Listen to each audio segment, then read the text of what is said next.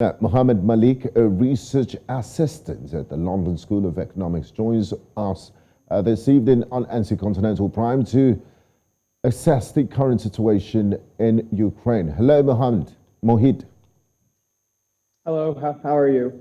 Very well, thanks for joining us on NC Continental Prime.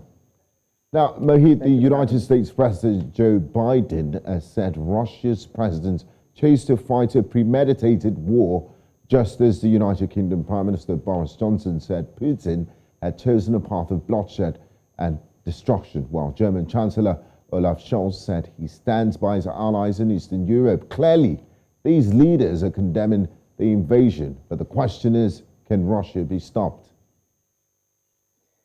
Well, this is something that's been in the making for many months now. Intelligence agencies in the United States and across Western Europe have said that Russia is going to prepare a full-scale invasion, and these reports were coming in back in December, but nothing had happened then.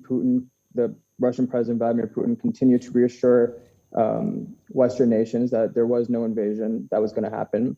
Now that an invasion has occurred, all of these states in the West are starting to amp up their response. So President Biden has now unveiled a new set of sanctions, which he has described as being crippling. Macron, the French president, has described this as a turning point in the history of Europe. So as you said, this is clearly this has the potential of being much more tragic than it already is. Can Russia be stopped? Now, that's very difficult to answer because in many ways, Europe is dependent on Russia for its gas. Russia supplies about a third of the European Union's gas.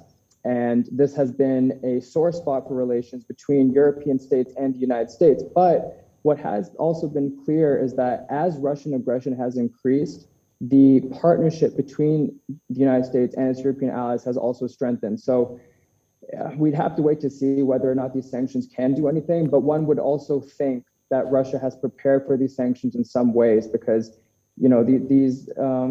this invasion hasn't happened overnight. This does seem to have been in the works for a few months at least.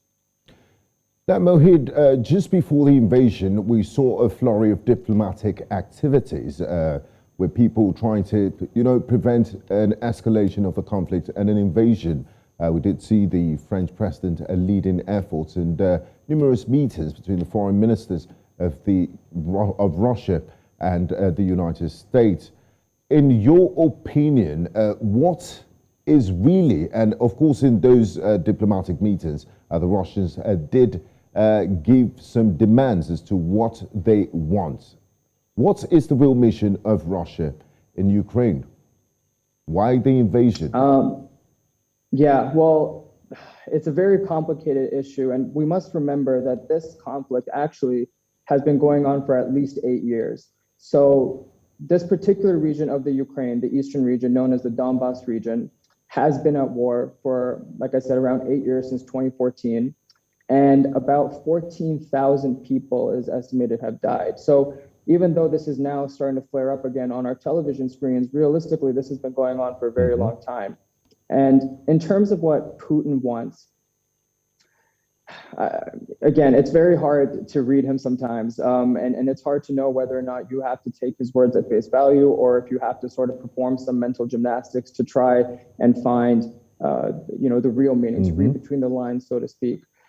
In my estimation, I think there is a part of him which definitely wants Ukraine to be more within Russia's sphere of influence. Now, back in 2013, Ukraine had a pro-Russian president who was then ousted through protests. And since then, they've had a leadership which Putin abhors. And this leadership is much more pro-Western. So I don't think, I wouldn't say that Putin necessarily wants Ukraine to become a part of Russia. And some analysts are saying that, Russia wants to restore the Soviet Union. That's, first of all, that's not really possible. And I don't think that's necessarily what Putin even wants.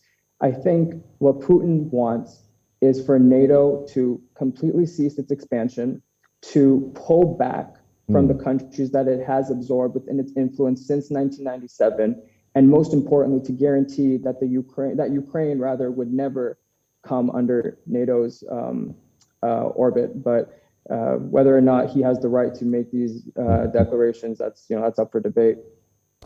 Now, a lot of people are watching events in Ukraine with rapt attention. And there's, of course, the president of Ukraine has called for all types of support, Volodymyr Zelensky. We do know that there's a NATO pact with NATO members, Article 5, that says an attack on one is an attack on all. Ukraine is not a member of NATO, but do you see this conflict escalating beyond what it is and the possibility of a third world war emerging from this? Yeah, gosh, it's really hard to say. I know for now the Secretary General of NATO has said that they will not commit any of their forces in NATO directly. They will just simply supply materiel and weaponry, and that has been the MO. Certainly over the past few months, American troops and other NATO other troops from NATO member states have been stationing around Ukraine, around Russia.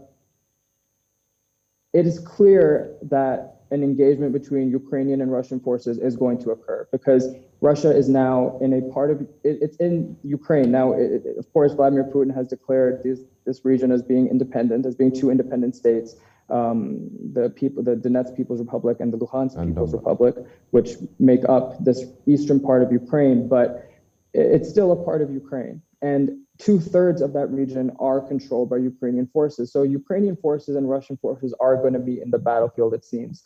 And, shelling has been occurring by Russian forces throughout the day since the 24th of February. Whether or not other nations will get involved, it's hard to say. But one can suspect that if a full-scale Russian invasion occurs, and by full-scale I mean they push past this eastern region and they enter into other parts of Ukraine, I would assume that there might be a military response from NATO members, and that would, that's catastrophic in many ways. Okay, I would like to say a very big thank you to you, Mohid Malik, for spending time to explain the conflict in Ukraine with us in NC Continental Prime. We appreciate your insight. Thank you very much.